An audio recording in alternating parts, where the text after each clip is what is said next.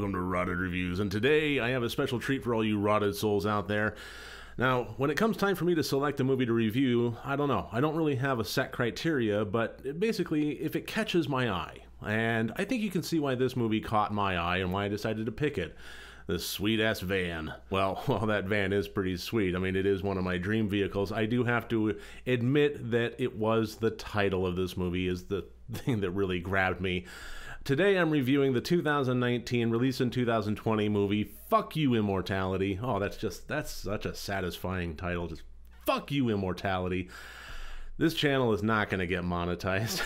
In all seriousness, I'm not actually expecting this channel to ever get monetized. And if it does, I'm not expecting any of my videos to ever not be individually demonetized for some of the content that is contained within the horror industry. If I want to do any kind of reviews justice, it's a little sketchy.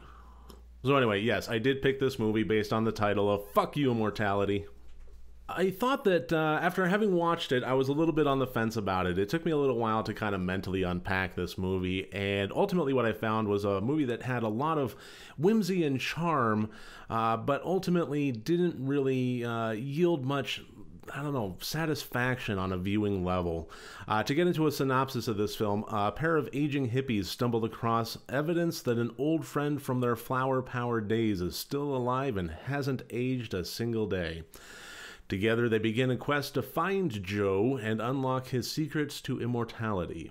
So this is a mockumentary format, and it is packed with thoughtfulness and wonderful characters, but like I said, the charm fails to really stretch the relatively short runtime of an hour and 21 minutes. I did find myself at about the 45-minute mark, kind of wondering when the end credits would roll, and if you were to ask me, gun to my head, if you were to ask me at that point how long the movie had been up until then, I would have said an hour and a half, and I looked at my timeline, I'm like, oh god.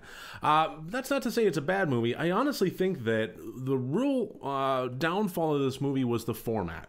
I think this had a lot of interesting aspects to it. I liked the concept. I liked the characters. I liked the aesthetic. So where did it really fall down? I think honestly it shouldn't have been a movie. I think that this would have worked so much better as a web miniseries. If it just released 5-10 minute snippets on YouTube as a 10-part kind of series, I think that would have worked a whole lot better than trying to pack it all into a feature-length motion picture and capture somebody's audience from opening credits to end credits, because I don't think it had enough meat on its bones for that. But to get into some specifics about the different aspects of this film, so in their quest to find Joe, and when they do meet up with Joe, spoiler alert, they do meet up with Joe and they do start tackling immortality. I think that happens somewhat early-ish on, I think around the halfway mark. It's not really that much of a spoiler. It kind of becomes the rest of the movie. In their investigation of his immortality is not just following the newspaper clipping trail of Joe, but actually interacting with him and trying to unlock his own secrets. How old was Joe? What is Joe? For sure he was no vampire. Vampires don't walk around in the daylight, but Joe did.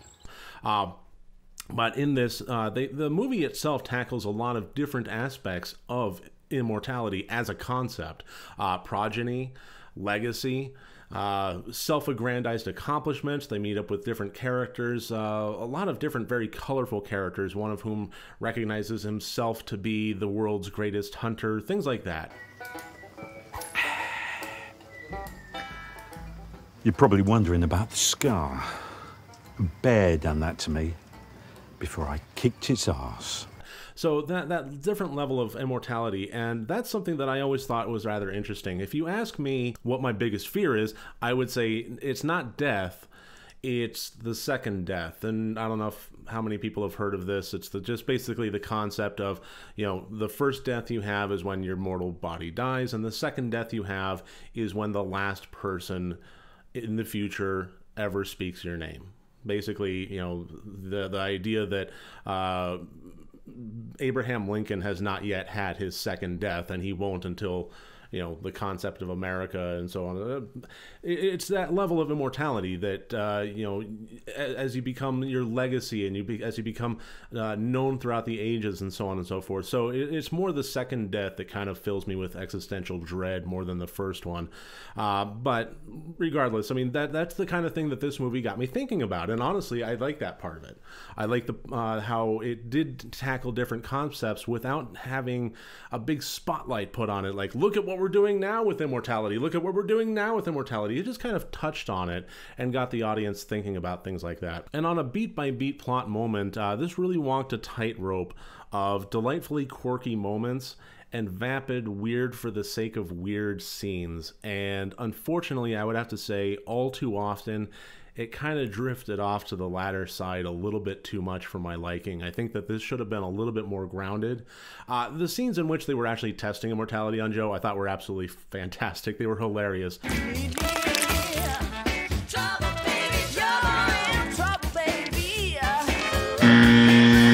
But just including scenes like the world's greatest hunter, and they run into an old luchador, things like that. And it just kind of felt a little bit weird for the sake of weird, and not necessarily in the best way possible. So what ultimately would have wound up being a bit of an empty flop for me was absolutely saved by the performances of the two lead actors of Bill Hutchins and Josephine Scandy playing Tony Thompson and Casey Knight, respectively, as they were on this hunt for Joe. The performances that Bill and Josephine brought to the table with their undying optimism and naivety was just absolutely beautifully charming, and I loved every single aspect of their characters and their portrayal of their characters. We're trying to get to a town called Jaeger. Could you give us directions? Get lost, you fucking hippies! Why did you have to be so mean to us? Hush, hush. It just worked for me. I don't know. I mean, I can see it being irritating to some other folks, but I liked it. I thought that the wackiness and the childlike simplicity of their starry-eyed quest, it sold me. I liked that.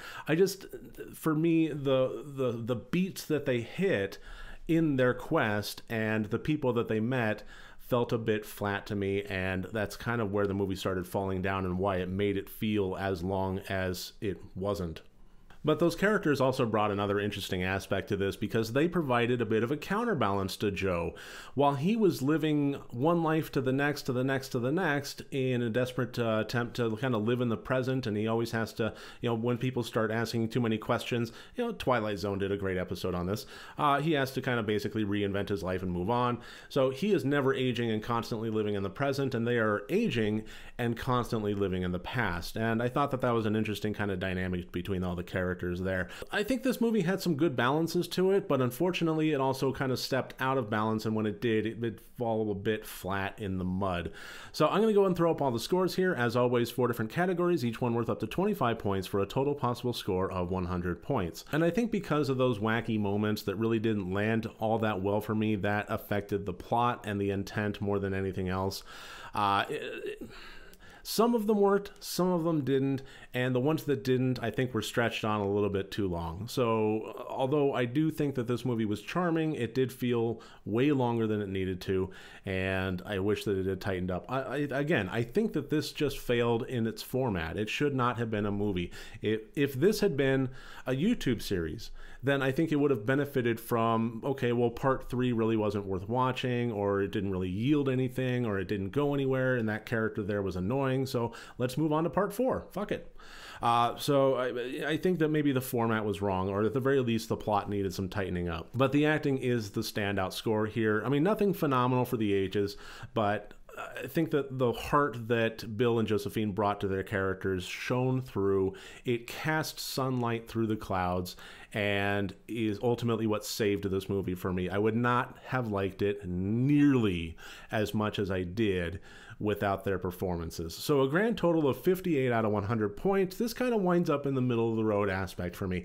If somebody sees the title of Fuck You Immortality, then I can see, you know, I'm not going to talk anybody out of it. If this sounds like something that you want to watch, if you want to kick it on a lazy Friday, go for it. I think that this is worth watching in that respect, but I'm also not going to be beating people's doors down saying this is the undiscovered hidden gem of 2020. It must be seen, because it's really not for me, not in that level. So take that for what you will. This is a decent enough movie that I would definitely not recommend it. So there you have it. There you go. That's my review of 2019's Fuck You Immortality. I really thank you for joining me here today. If you like this video, please click like and subscribe. And if you want to support me further, my Patreon and my merchandise storefront links are below. Remember, next time you want to watch a horror movie, first make sure that it's good and rotted.